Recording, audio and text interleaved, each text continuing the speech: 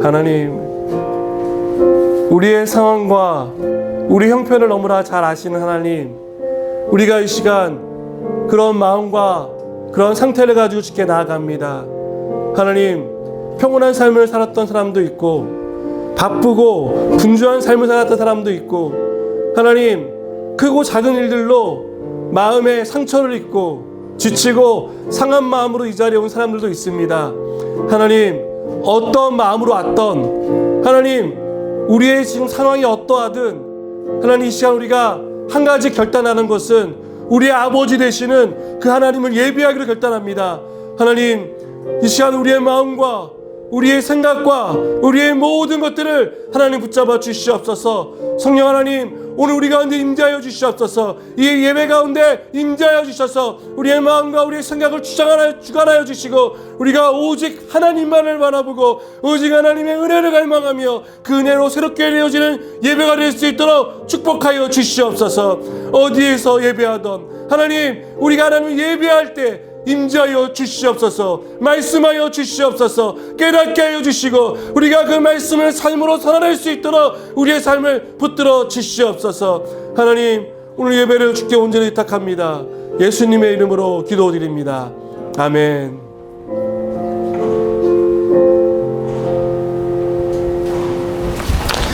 오늘 함께 나눌 하나님의 말씀은 요한 1서 2장 12절부터 14절 말씀입니다.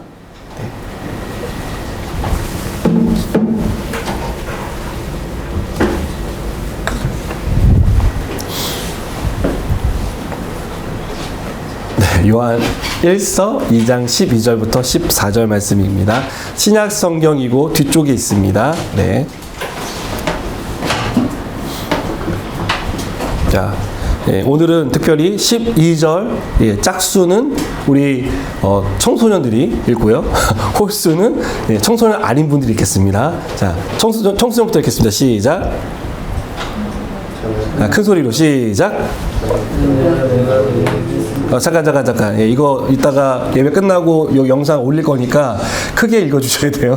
자, 시작.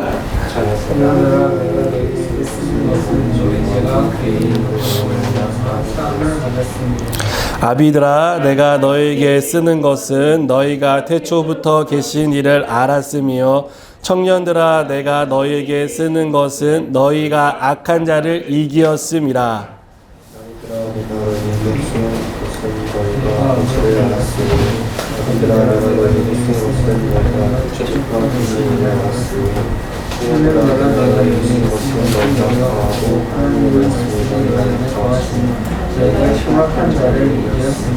아멘. 자, 함께 인사하겠습니다. 하나님은 당신을 사랑하십니다. 인사하겠습니다. 하나님 당신 사랑하십니다. 네, 사랑하십니다. 네, 사랑하셔서 오늘 이 자리에 불러주셨죠. 네. 자, 이제 자세를 좀 이렇게 세우고, 이 의자가 되게 좋아요. 엉덩이 딱 붙이면 허리가 펴집니다. 그래서 허리를 펴고 저를 보시면 좋겠습니다. 네. 이게 지금부터 해야 돼요. 나중에 척추가 휘어요. 네. 그래서 잘 붙이고 보겠습니다. 오늘 여러분과 나눌 말씀의 제목은 격려예요. 격려. 자, 이제 제가 지금 드리는 문제가 하나 있는데, 이 문제를 맞추시면 항상 우리 있잖아요. 그죠? 네. 문제를 맞추시면 됩니다. 이건 상식이고 아주 쉬울 수도 있고 어려울 수 있습니다. 자, 이제 집중해서 들으시면 됩니다. 네. 갑자기 뭔가 집중된 느낌이에요. 우리나라에서 가장 높은 빌딩은 롯데타워예요. 그죠? 네. 롯데타워고. 자, 이 롯데타워인데, 이 롯데타워가 몇 층일까요? 123인가? 124? 롯데타워가 몇 층일까요? 126. 막 찍지 마세요. 자, 좀 생각을 하세요, 생각을. 네. 제가 잘 드세요. 쉬울 수도 있고 어려울 수 있다가 힌트예요. 검색하면 반칙. 검색하면 반칙. 네. 네. 123층입니다. 자, 검색했으니까 반칙했으니까 이제 다음 문제를 낼게요. 자, 그러면 이 빌딩의 높이는 몇 미터일까요? 여기 써 있어요. 555m. 네, 555m 맞습니다. 네. 예, 오늘 우리 우리 친구들에게 맞출 기회를 드렸는데, 예, 못 맞췄으니까 슬프니까, 예, 오늘 끝나고 간식을 쏘도록 하겠습니다. 예, 슬프니까. 네. 자, 오늘 그 베라 아이스크림 하나 쏘도록 하겠습니다. 제가. 네. 여러분, 끝나고 꼭 드시면 됩니다. 여러분, 이렇게 높은 빌딩인데 123층, 555m, 100m 달리기 해봤죠? 100m 달리기를 5번 가는 것 이상의 높이가 이 롯데타워입니다. 근데 이 롯데타워를 지을 때 여러분, 만약에 있잖아요. 만약에 이 롯데타워의 기초, 바닥이 약하다면 어떨까요? 흔히 이게 지반이라고 하는데 땅이 약하면, 땅이 막 이렇게 막 햇빛만 쬐면 이렇게 진흙탕이 되고 막 이런다면 여러분 어떨 것 같아요? 이 건물을 그런 높이를 세웠는데 땅 자체가 그렇다면 막 갈라지고 어떻게 될까요? 위험하겠죠. 그죠? 예. 제가 아는 건축 상식으로는 건물을 높이 올릴수록 땅을 깊이 파야 한다고 알고 있거든요. 예, 넓게 깊이 파야 한다고 알고 있습니다. 그래야 위로 올라갈수록 이게 안정감이 있고 뭐 바람이나 이런 영향에서도 이게 좀 어느 정도 이게 버틸 수 있는 힘이 있다고 저는 들었습니다. 여러분, 그런데 기초가 부실하다. 그러면 어떻게 될까요? 태풍이 한번 불면 정말 생각만 해도 끔찍한 일이 벌어지겠죠. 갑자기 건물이 툭 부러질 수도 있고요. 갑자기 이렇게 휘청휘청거릴 수도 있고요. 그곳에 있으면 그런 느낌을 받지 않겠습니까? 저는 고등학교 때, 중고등학교 때 여름방학이 되면 종종 그 수학, 영어, 단과 학원을 다녔습니다. 서울 살 때인데 서울에서 아주 유명한 청땡땡 학원을 다녔어요. 네, 청땡땡 학원. 네, 이건 퀴즈가 아닙니다. 네, 그 학원에서 가장 잘 가르친다고 소문난 강사의 수업을 들었어요. 많을 때는 한 반에 200명씩 들었습니다. 수업을. 저는 하루도 빠지지 않고 일찍 그리고 앞자리에 앉아서 수업을 들었습니다. 돈이 아까워서 앞자리에 앉아서 들었어요. 그런데 너무 놀라운 일이 있었습니다. 성적이 안 올라요. 유명한 학원, 잘 가르치는 강사, 그리고 맨 앞자리, 하루도 빠지지 않는 성실함을 보였는데 너무 놀랍게 성적이 오르지 않아요. 특히 수학. 네, 저는 수포자입니다. 네.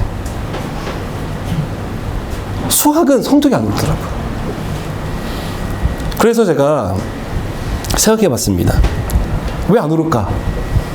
나는 분명히 성적이 오를 수 있는 조건들을 다 갖췄는데, 좋은 학원, 유명한 강사, 그리고 제일 앞자리, 성실함 다 갖췄는데 왜 안 오를까?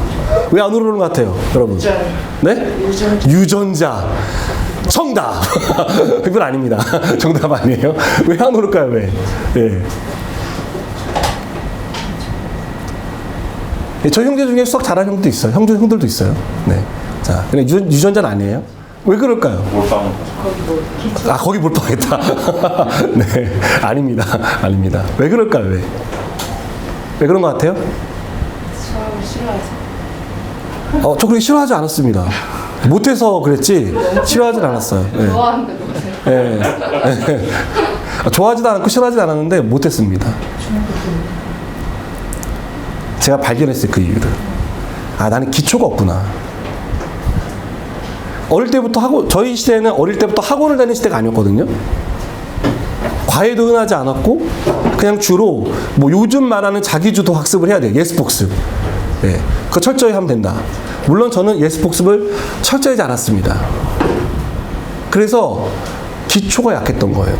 책을 많이 읽어서 이해력은 좋았는데, 수학은 공식 있지 않습니까? 그 공식을 기본적으로 알아야 되는데 공식을 모르니까 아무리 좋은 학원을 다니고 유명한 강사에게 수업을 들어도 이해가 안 되는 거예요. 무슨 말이지 저게? 왜 저렇게 되지? 이렇게 자꾸 의문이 생기고, 그래서 200명인데 제가 손 들고 질문할 수도 없어요. 그리고 여름방학 특강은 여러분 특히 책 하나를 다 나가기 때문에요. 엄청 빨리 합니다. 그러니까 매일매일 쌓이는 거예요. 모르는 게. 그러니까 한 달 열심히 다녀도 아무 소용이 없는 거예요. 기초가 약하니까. 저는 신앙생활도 마찬가지라고 생각합니다. 여러분, 신앙생활의 기초가 약하면 어떤 일이 벌어질 것 같습니까? 우리의 믿음의 기초가 약해지는 거죠. 그러면 거기에 무엇을 쌓든 어려워집니다. 여러분 혹시 이런 얘기 들어봤어요? 장로님인데 시험에 들어서 교회 안 나온다.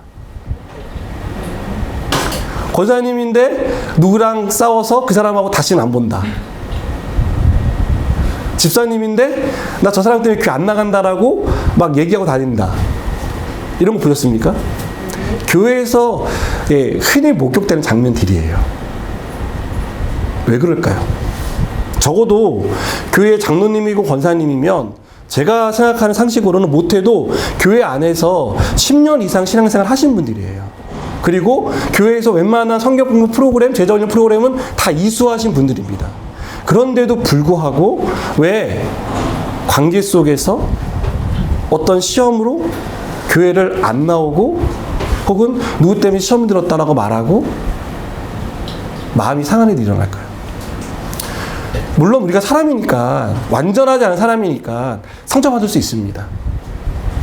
그러나 이것을 조금 더 영적인 관점으로 보자면 우리의 믿음의 기초가 약하기 때문에 그렇다고 생각해요. 우리의 믿음의 기초가 약하면 내가 권사든 목사든 뭐 장로든 그럼 그것이 상관이 없습니다. 외부에서 볼 때는, 다른 사람이 볼 때는 목사 정도 됐으면 야, 이 정도 믿음은 있겠지 라고 생각하지만 그렇지 않다라는 거예요. 믿음의 기초가 약하면 내가 거기에 무엇을 쌓든 불안할 수밖에 없습니다. 쉽게 무너진다는 거예요. 작은 곳에도. 여러분, 믿음의 기초가 약하면요, 성장하지 못합니다. 여러분 어때요? 성장하고 싶으십니까? 믿음이 성장하고 싶으세요? 여러분, 이 믿음이 성장하려면 어떻게 해야 할까? 어떻게 해야 할까요, 정말? 기초를 다져야 합니다. 그렇죠. 기초를 다져야죠. 예. 오늘 앞에서 정말 정답만 잘 말씀하셔서 예, 제가 힘이 납니다. 네. 기초를 잘 다져야죠. 자, 그 기초를 잘 다지려면 어떻게 할까요? 1대1 양. 1대1 양요? 네. 오늘. 야, 정말 우등생들이 나타나져 있어요. 1대1 양육? 예, 맞습니다. 예, 또 어떻게 할까요? 뭐 많은 게 있겠죠. 많은 게 있겠지만, 제가 오늘 말씀드리고 싶은 것은 오늘 말씀에 나와 있는 이 내용들을 우리가 듣는 겁니다. 오늘 요한은 아이들에게 그리고 아비들에게 또 청년들에게 말합니다. 근데 이 말이 제가 왜 격려라고 말했냐면 이 말들을 하는 이유가 뭐냐면 그들을 격려하기 위해서 하는 거예요. 너희가 지금 이런 상황에 있고 너희가 이런 사람들이고 너희가 이런 사실들을 잘 기억하며 살아야 한다는 것을 요한은 말하고 있습니다. 이것을 알 때 우리가 다른 것들을 그 위에 얹을 수 있는 믿음의 기초가 탄탄해진다는 거죠. 자, 그럼 그게 뭔지 한번 볼까요? 자, 우리 한번 생각해 보세요. 지난주에 우리 새 계명에 대한 설교를 들었습니다. 그래서 그 새 계명은 이웃을 사랑하는 거라고 말씀드렸어요. 그리고 사랑에 대해서는 특히 제가 용서에 대해서 많이 강조했습니다. 자, 여러분, 지난주 설교를 들으면서 어떤 생각이 드셨습니까? 혹시 예? 용서해야 된다. 그죠? 그러면 자, 용서해야 된다는 생각이 들었어요? 자, 결단하셨죠? 어떤 행동을 하셨습니까? 사과하셨습니까? 네, 가서. 네. 근데 설교를 듣고 저도 그렇지만 많은 분들이 이렇게 생각합니다. 무슨 말인지 충분히 알겠는데, 알아듣겠는데 난 아직 어려워. 그래도 좀 어려워. 그러니까 실천하기 힘들다는 거죠. 또 오늘 만나서 용서한다라고 말해야겠다라고 생각하고 행동을 옮긴 분도 있을 거예요. 가서 내가 뭐 특히 이제 여기 부모 자녀가 많으니까 뭐 엄마 아빠 저 잘못했어요. 뭐 내가 아빠가 잘못했다. 뭐 이런 얘기들을 우리가 했겠죠. 그런데 솔직히 말씀드리면 우리는 대부분 이런 말씀을 듣고 나서 행동으로 옮기기를 어려워합니다. 어려워해요. 우리가 즉시 실행하지 못하는 데는 여러 가지 이유가 있는데요. 그 중에서 가장 큰 이유는 이런 거라 생각해요. 나는 아직 그만한 믿음이 못 돼. 이런 생각을 많이 하시죠? 나는 아직 하나님의 말씀을 살아낼 힘이 부족해. 없어. 라고 우리 생각합니다. 그러면서 내가 그렇게 살지 못하는 것에 대해서 조금은 정당화하는 거죠. 나는 그만한 힘도 없고 나는 아직은 믿음이 부족하고 그래서 뭐 무슨 말인지는 알겠는데 그렇게 살기에는 많이 힘들어. 나는 나중에 믿음이 더 좋아지면 그렇게 될 수는 있겠지만 지금은 어려워. 라고 우리는 스스로 생각한다는 겁니다. 하나님이 나에게 무엇을 말씀하시는지 알고 또 그 말씀에 동의하고 그렇게 살아야 한다고 생각하지만 살아낼 자신이 없다는 것입니다. 여러분, 우리는 오늘 말씀을 들을 거예요. 그리고 마음으로 깨달을 것입니다. 그리고 아멘하고 동의할 거예요. 그리고 결심합니다.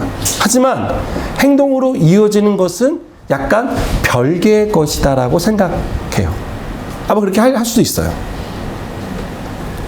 저는 제 삶을 볼 때 이런 패턴이 반복되는 것 같아요. 들어요. 동의해요. 결심해요. 그런데 결단하기까지는, 행동으로 옮기기까지는 어려워요. 이게 늘 예배를 드리면서 성경을 읽으면서 내 삶에 반복되는 일인 것 같아요. 요한은 이 말씀을 통해서, 오늘 이 말씀을 통해서 이 말씀을 듣는 성도들에게 이렇게 반복되는 삶에서 벗어날 수 있는 길, 계명에 대해서 계속 말하다가 갑자기 자녀들아, 아비들아, 청년들아 라고 하면서 내가 너에게 이것을 쓴 이유는 이라고 말하는 그런 내용이, 그러한 것들로부터 우리가 어떻게 살 수 있는지를 제대로 가르쳐주기 위해서, 다시 말하면 믿음의 기초를 튼튼히 해서 우리가 그렇게 살아갈 수 있도록 만들기 위해서 이 권면의 말씀을 하고 있다는 겁니다. 자, 먼저 이 말씀을 본격적으로 살펴보기 전에 한 가지 알아야 할 사실이 있습니다. 그게 뭐냐면 여기서 말하는 자녀, 아비, 청년은요, 연령을 구분한 게 아니에요. 뭐 어린아이를 자녀라고 부르고 아이라고 부르고, 뭐 청년을 청년이라고 부르고, 또 나이가 많은 사람을 어른이라고 아비들이라고 부르는 게 아닙니다.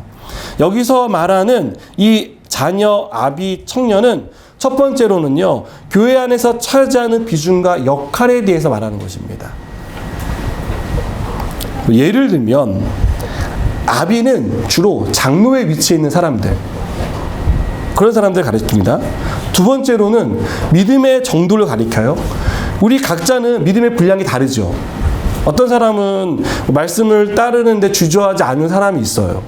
그런데 어떤 사람은 작은 명령에도, 작은 말씀에도 순종하는 것을 굉장히 어려워하는 사람도 있습니다. 이거는 믿음의 정도가 다르기 때문에 그런 거예요. 그러니까 그 정도에 따라서 아이, 청년, 그리고 아비가 되겠죠. 그럼 이제 말씀을 들으면서 한번 생각해 보세요. 과연 나는 아비 정도의 신앙인지, 믿음의 정도인지, 청년 정도인지, 아니면 자녀 정도인지. 제가 예상하건대 예배 끝나고 여러분께 여쭤보면 아마 대부분 중간 정도를 얘기할 겁니다. 나는 청년 정도 되는 것 같아요. 이렇게 대답할게 거의 그럴 것 같습니다. 자, 그렇다면 한번 보겠습니다. 첫 번째로 요한이 격려하는 대상은 자녀들이에요. 12절 보세요. 12절 어떻게 읽을까요? 12절 시작.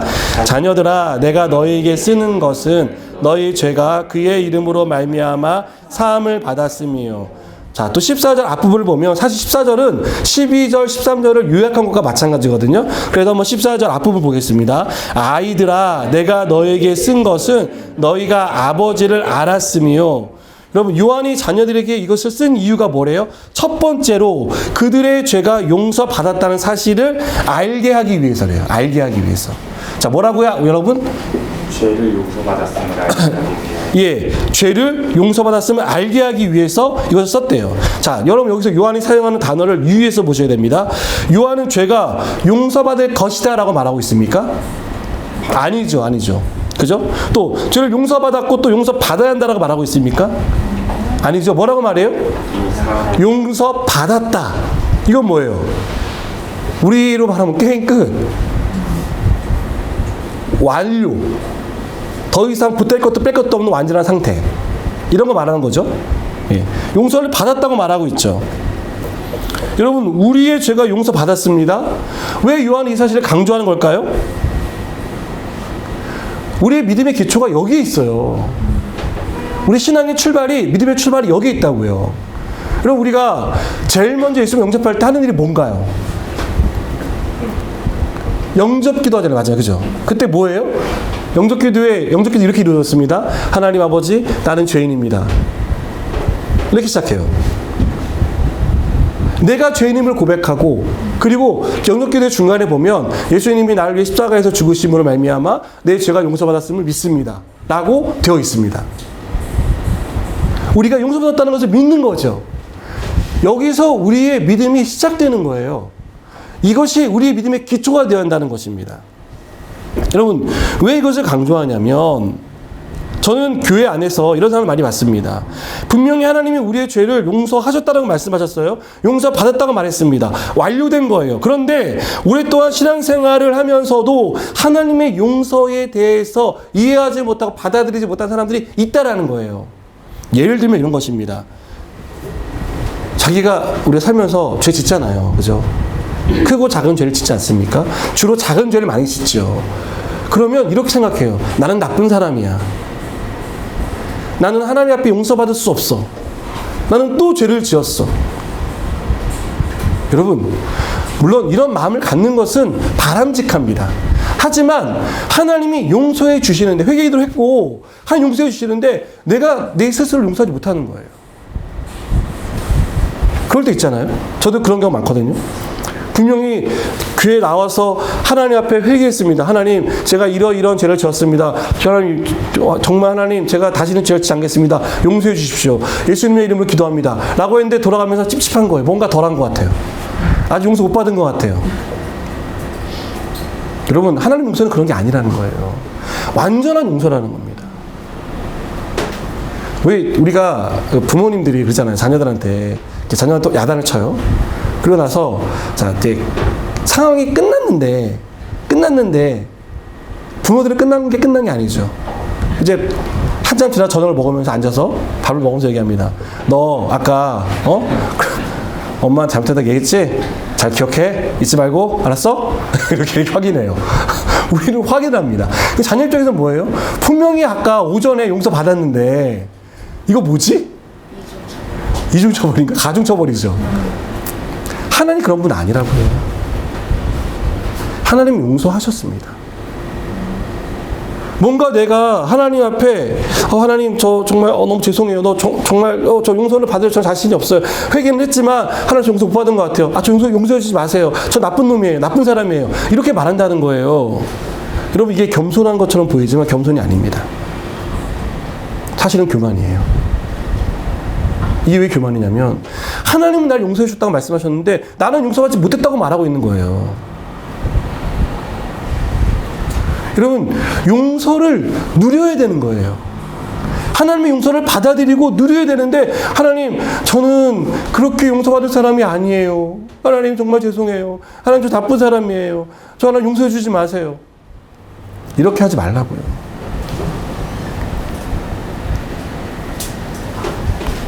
저는 특히 스스로를 정죄하는 사람을 봤습니다.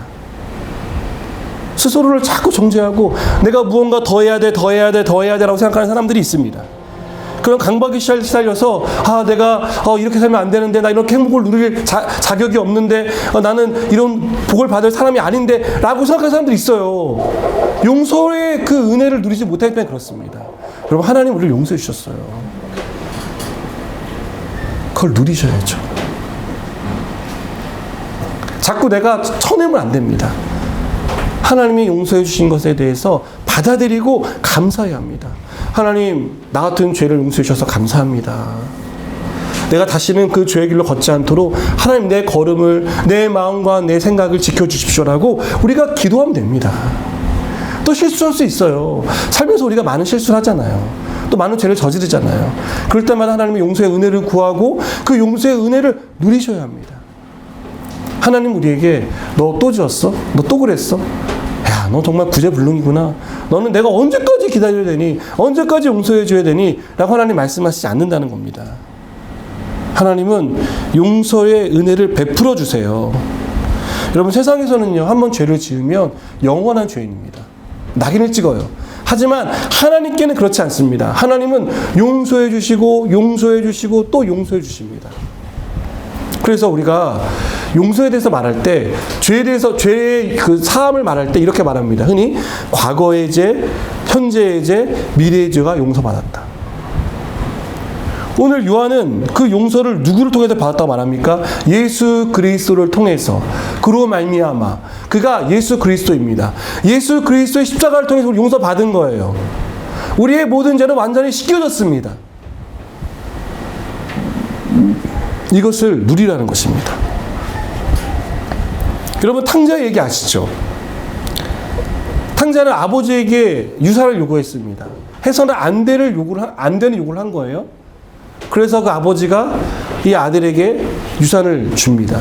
그걸 가지고 떠나서 흥청망청 쓰고 돌아왔죠. 돌아오려고 돌아온 게 아니죠. 먹고 살 게 없어서, 살고 싶어서. 그래도 살아야 되니까 겨우겨우 돌아왔죠. 근데 그 아들 마음에 이런 마음이 있었습니다. 내가 아들이었지만, 집을 떠나기 전에는 아들이었지만 이제 돌아갈 때는 아들이 아니라 나는 종으로 가겠다. 그래서 아버지 앞에 회개합니다. 아버지 죄송합니다. 제가 이런 죄를 지었습니다. 아버지, 제가 아버지의 아들이라고 아들의 자격으로 들어가기엔 너무 염치가 없습니다. 그러니 저를 종으로 써주십시오. 근데 아버지가 뭐라 그래요? 그래, 네가 이제 깨달았구나. 그래, 너 이제 앞으로 한 10년간 종사를 좀 해봐라. 이렇게 말하지 않아요, 하나님. 그 아버지는요. 그 아들을 아들로 받아들이잖아요. 아버지 손에 있는 반지를 그 아들에게 끼워주잖아요. 우리 가문의 자손이라는 거예요. 그리고 그 아들에게 아무것도 묻지 않습니다. 아들이 살아왔다라고 기뻐하며 잔치를 벌입니다. 여러분, 그냥 용서해 준 거죠. 불러놓고, 야, 너 뭐 잘못했냐면 얘기 한번 해봐. 성이 안 차니까 저녁 불러요.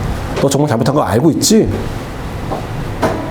너 확실하게 알고 있지? 다음부터 안 그럴 거지? 약속해. 이렇게 말하지 않는다는 거죠. 이 아버지는 그냥 용서를 선언합니다. 그리고 그냥 품어요. 여러분, 이 아들이 정신을 차렸을까요? 반반이겠죠? 차렸을 수도 있고 덜 차렸을 수도 있겠죠. 저는 솔직히 덜 차렸을 거라는 거에 한 표입니다. 그래도 아버지는 이 아들을 받아줄 거예요. 하나님이 그런 분이시라고요. 하나님이 그런 용서를 우리에게 베풀어 주시는 분이시라고요. 여러분, 이것을 알아야 한다는 겁니다. 저는 신앙생활 하면서 자기가 지은 죄 때문에 교회를 떠난 사람을 많이 봤습니다. 아까 말씀드린 것처럼 나는 용서받을 수 없어. 나는 염치가 없어. 하나님, 난 나쁜 놈이에요. 그러니 저는 하나님께 갈 수 없습니다. 라고 스스로 판단하고 스스로 정의 내리고 하나님을 떠난 사람을 봤습니다. 여러분, 하나님은 그런 하나님 아니세요. 우리를 용서해 주시는 분입니다. 어떠한 죄든지. 그 하나님의 은혜를 우리가 경험해 봤으면 좋겠습니다. 여러분, 이것이 왜 우리에게 격려가 됩니까? 우리는 자주 실패하거든요. 자주 넘어지거든요. 그럴 때마다 하나님께 나아갈 수 있는 힘을 얻게 됩니다. 위로를 얻게 됩니다. 그래, 나한테는 예수님이 계시지. 하나님은 나를 용서해 주시는 분이시지. 우리 하나님 아버지는 정말 좋은 분이시지. 다시 돌아가야지. 내가 다시는 그렇게 살지 말아야지. 자꾸 우리가 거듭거듭 결심하고 하나님께 나아갈 수 있게 한다는 거죠. 두 번째로 요한은 아비들에게 격려합니다. 무엇을 격려하고 있어요? 13절 앞부분 한번 읽어볼까요? 시작. 아비들아, 내가 너에게 쓰는 것은 너희가 태초부터 계신 이를 알았음이요. 또 14절 앞부분을 보면 아비들아, 내가 너에게 쓴 것은 너희가 태초부터 계신 이를 알았음이요. 똑같은 말을 하고 있죠. 제가 설교 첫 부분에서 아비들은 누구라고 말씀드렸어요? 예, 장로들, 교회 장로들. 그러니까 이 장로들은 직분을 말한다기보다는 믿음이 완숙한 사람들을 가리킵니다. 그러니까 이 아비들이 뭘 했대요? 태초부터 계신 이를 알았대요. 자, 태초부터 계신 이가 누구세요? 예수 그리스도, 하나님. 그분을 알았다는 거죠. 근데 여기서 알았다는 단어는요, 13절과 14절에 알았음이요, 아는이라고 나오는데, 이 알았다는 단어는요, 지식이 아닌 경험적으로 아는 것을 말해요. 그러니까 예수님과 깊은 교제를 누리고 있는 상태라는 거죠. 이게 완숙한 믿음이라는 겁니다. 내가 매일매일의 삶에서 주님과 교제하고 있는 삶이에요. 그래서 그분이 누구인지 알고, 그분이 내가 누구인지 알고, 그 관계 속에 있는 것. 성경의 인물을 예로 들자면 창세기의 에녹, 하나님과 동행하였던 사람. 그 사람이 바로 이 장로들의 삶이었다는 거죠. 아비들의 삶이었다는 것입니다. 우리의 삶이 되기를 원하고 그렇게 또 되기를 축복합니다. 여러분, 이 완숙한 믿음은 어떤 믿음일까요? 그럼 생각해 보면 아마 쉽게 흔들리지 않는 믿음일 것 같아요.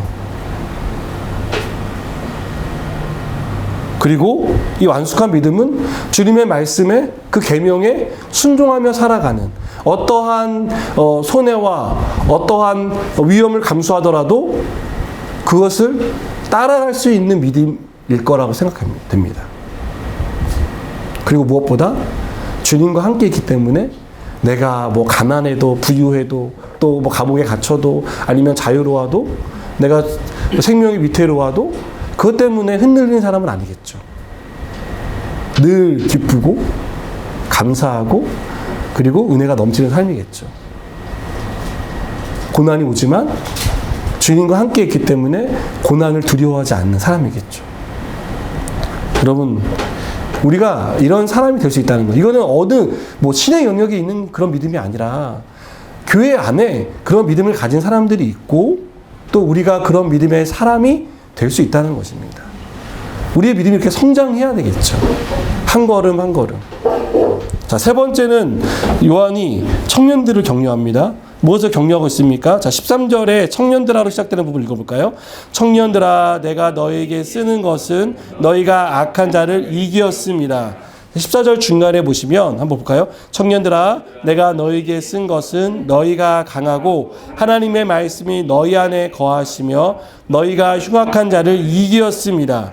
여기서 요한은 청년들에게 두 가지를 말합니다. 첫 번째는 뭐예요? 악한 자를 이겼다. 이겼다는 단어 역시 현재 완료예요. 이겼다는 거예요. 이길 것이다가 아니에요. 또 이겨야 된다는 게 아니라 이긴 싸움이에요. 우리의 싸움을 이긴 것입니다. 여러분, 이걸 믿으시기 바랍니다. 둘째로는 우리가 이긴 것은 우리의 힘이 아니라 하나님의 말씀으로 이겼다는 거예요. 하나님이 이기신 것입니다. 마귀를 그 발 아래 굴복시키셨다는 거예요. 우리는 뭐예요? 그 승리를 누리는 사람들입니다. 그래서 우리가 하나님의 말씀으로 맞서면 마귀는 두려워 떱니다. 우리가 말씀으로 나가는 거예요. 자, 여러분, 그래서 바울은 이 하나님의 말씀을 뭐라고 비유하냐면 성령의 검이다. 에베소서 6장 17절에 보면 성령의 검으로 말하고 있습니다. 성령의 검을 들고 나가면 이 원수가 두려워 떤다는 거죠. 여러분, 우리가 잘 아는 다윗과 골리앗의 이야기 아시죠? 다윗과 골리앗의 싸움에서 다윗이 골리앗과 힘 대 힘으로 싸운 게 아닙니다. 힘 대 힘의 대결로 다윗은 절대로 골리앗을 이길 수 없어요. 그래서 다윗은요, 어떻게 말하냐면요, 사무엘상 17장 45절에 보면 다윗이 골리앗을 향해 가면서 이렇게 외칩니다. 너는 칼과 창과 단창으로 내게 나아오거니와 나는 만군의 여호와의 이름 곧 내가 모욕하는 이스라엘 군대의 하나님의 이름으로 내게 나아가노라. 하나님의 이름, 하나님의 말씀, 여러분 다 같은 의미입니다.